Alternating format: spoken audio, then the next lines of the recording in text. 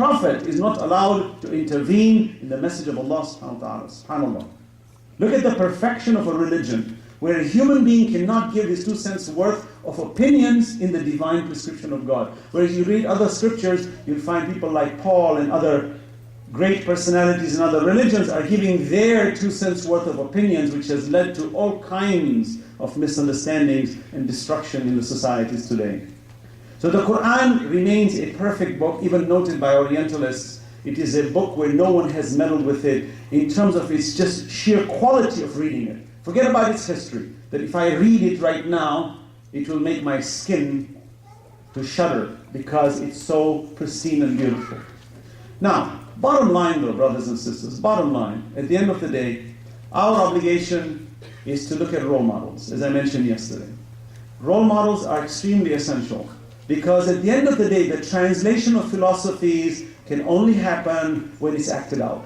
So I can stand up here on the pulpit and pontificate all I want and speak all greatness about, for example, myself or about how great Islam is. It is absolutely useless if I don't put it in practice on the pulpit and off the pulpit. How many of us do that?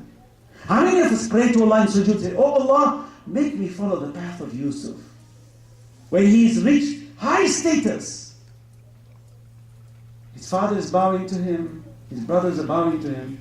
He says, رَبِّي قَدْ آتَيْتَنِي مِنَ الْمُلْكِ وَعَلَّمْتَنِي مِنْ تَعْوِيلِ الْأَحَادِيثِ فَاطِرِ السَّمَاوَاتِ وَالْأَرْضِ. He's praying to Allah. Wow, oh Allah, look what you've done for me. Do you and I put ourselves in the shoes of that person? Or how about when they suffer? How when Musa suffered?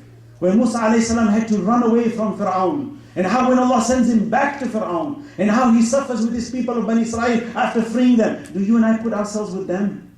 For a moment to say, how can I be like Musa? That when Musa comes to the valley of Sinai, that precious moment when Allah speaks to him and says, Ya Musa inna an Allah. Oh Musa, I am God. Do you and I put ourselves in his shoes for a moment and say, God, can you talk to me too? Allah talks to us all the time. Oh Allah, when you told Musa to remove his slippers, can I have that honor someday in my life? You think Allah will deny us? You say, no, but that's a prophet. No, they are role models for a reason.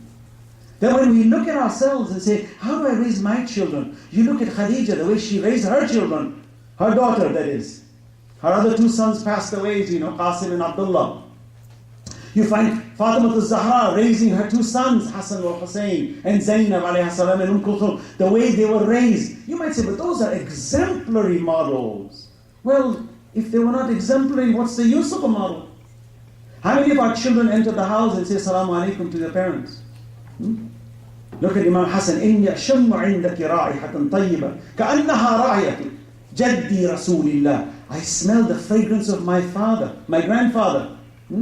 Assalamu alayka ya jaddaw. Salam to you, my grandfather. Look. وَعَلَيْكَ السَّلَامُ يَا قُرَّةَ عَيْنِ وَثَمَرَةَ فُؤَادِ. You are cooling to my... Your parents say, children come, hey mom, what's up? Do you say Assalamu alaikum? Do we say that? We don't.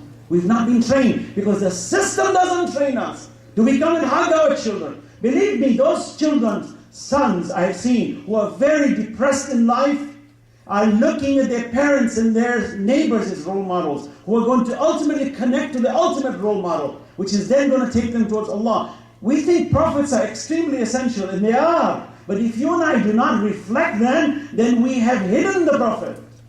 If we do not recite the Quran, we have hidden the Quran. I love those people, that the minute you see them, every other sentence there's an ayah of Quran in their sentence. SubhanAllah, those are the 2 representatives of Allah subhanahu wa ta'ala, because they are reminding you of the Quran. And you know what better source than the Quran?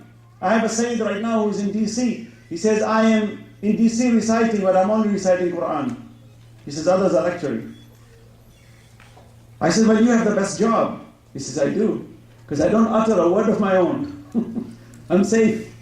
He says, and what better than to utter the words of Allah? No one will argue with you. And what better opportunity to do but just the words of Allah? Who is going to challenge you? That you will make the hearts pliant and you're reciting only the words of Allah. Like Fizza alayhi salam, that great woman. I call her alayhi salam for a reason. For a woman who has sacrificed at that level to be able to only speak the Quran as a maidservant of the Ahlul Bayt, that she has taken that as a representation, that you might think she's a maidservant. But look, even a maidservant can reach such high status that she speaks nothing but the Quran. Sallu ala Muhammad wa ala Muhammad. I'm going to conclude in a few minutes. I was going to talk about womanhood, as you know, in Surah Tahrim, as you know, 66. Role models. We talk about role models and womanhood. And yesterday I introduced Khadija Hassanain as a woman. Number one, I'm going to summarize it again. When we talk about the role of women in Islam, just in establishing the religion of Islam, the sacrifice of a woman was equal to that of a man. Let's understand that. Although us men, we are more in public, we're more exposed, we are the public speakers, we're the ones giving our ideas to the world, but the women also are an equal part to the distribution of this great religion, Islam. And as I mentioned, even Karbala, if not for the women in Karbala, probably that message would have been less, or if not, forgotten from the point of view of the media power of women. You find women today are really the flag bearers of Islam in terms of hijab on many fronts. The women are the mothers of our children. They are the ones who impact the children the most. And often when I see a very good child, often that mother plays a great role on this growth of this child. Although the father equally plays a role, don't get me wrong. That's why our obligation as husband and wife, father and mother, we need to be extremely careful how we raise our children.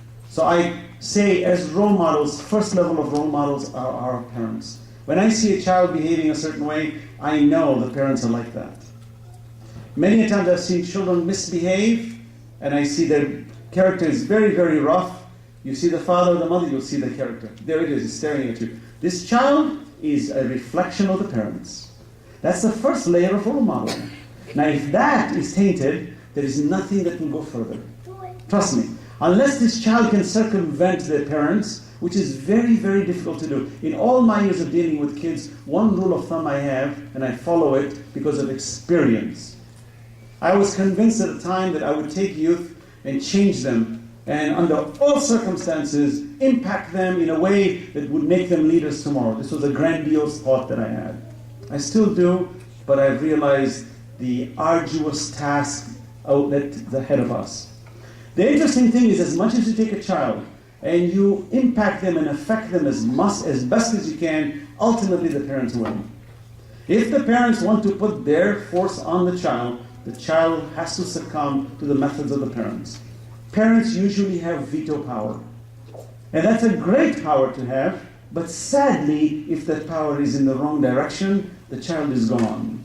And many a times, that child will complain on Judgment Day that, Allah, I wanted to come towards you, it was my parents who kept me away. Allah says, وَإِنْ جَاهَدَاكَ عَلَىٰ أَن تُشْرِكَ بِي مَا لَيْسَ لَكَ بِهِ عِلْمٍ فَلَا تُطِعْهُمَا وَصَاحِبْهُمَا فِي الدُّنْيَا مَعْرُوفًا وَاتَّبِعْ سَبِيلَ مَنْ أَنَابَ إِلَيْهِ ثُمَّ إِلَيَّ مَرْجِعُهُمْ فَنُنَبِّئُهُم بِمَا عَمِلُوا إِنَّ اللَّهَ عَلِيمٌ بِذَاتِ الصُّدُورِ. Allah subhanahu wa ta'ala is saying to us that if your parents ask you to disobey Allah, don't obey them. Only under that condition, we must not obey our parents. Why? Because Allah subhanahu wa ta'ala is showing us that although the intensity of a parent's ability to impact the child is that much, but at the level of shirk, you must not obey them. But imagine how difficult it would be for a child to say no to a father who wants you to go to the temple and worship the idols. Very difficult. How about a father who's a Muslim and says, money is my God? People say that. Money. I've heard a man say, I'm richer than God. A rich man tells me, I'm richer than God. I said, astaghfirullah, don't say that. Allah will destroy you like He destroyed Qarun. He buried him with his wealth. Don't say that. But look at the ignorance of the human being who can say, I am richer than God. Can you imagine that? Why? Because that's their God. Now imagine a child who's raised under that father. What is the child's thought? That my father is a money machinery who's constantly hogging money. What is the child going to do? He's going to learn to be a shark like his father.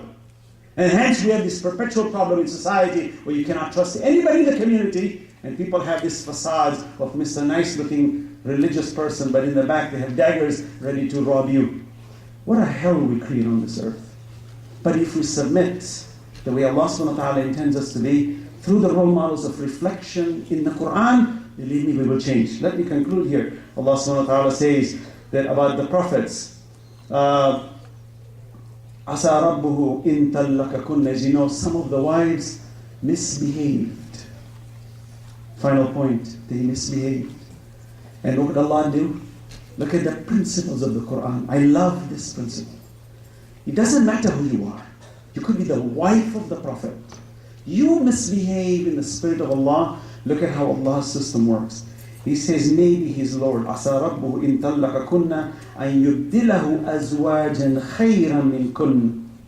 Muslimatin, mu'minatin, qanitatin, taibatin, abidatin, saihatin, thayyibatin, wa abkara. These wives were misbehaving. Allah says, if you don't stop your misbehavior, then God perchance will divorce you. Look, who will divorce you? Not the Prophet. Allah will divorce you. Wow, this is a high order. They say, here Allah subhanahu wa ta'ala gave that authority to the Prophet and Imam Ali alayhi salam to divorce any of his wives. This is one of the things that one of the wives had a great grudge on Imam Ali alayhi salam for this reason, that God has even empowered Imam Ali to divorce any of the wives of the Prophet. Remember, these were when he was married after Khadija. He says, better than you. What kind? Submissive, faithful, obedient, penitent, adorers, fasters, widows, and virgins. So notice, Allah subhanahu wa ta'ala says to marry a widow is just as good as marrying a virgin. Don't forget that. And fasters, those who fast, those who hold back, those who abstain from haram. This is a principle in the Quran, so eloquent, elegant, that even if you're the wife of the Prophet, if you misbehave, Allah has one policy.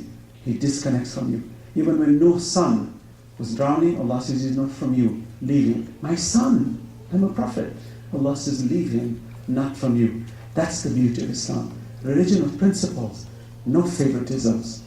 Bismillah ar-Rahman ar-Rahim. ربنا اغفر لنا ولإخواننا الذين سبقونا بالإيمان ولا تجعل في قلوبنا غلا للذين آمنوا ربنا إنك رؤوف رحيم وآخر الدعوة أن الحمد لله رب العالمين والسلام عليكم جميعا ورحمة الله وبركاته.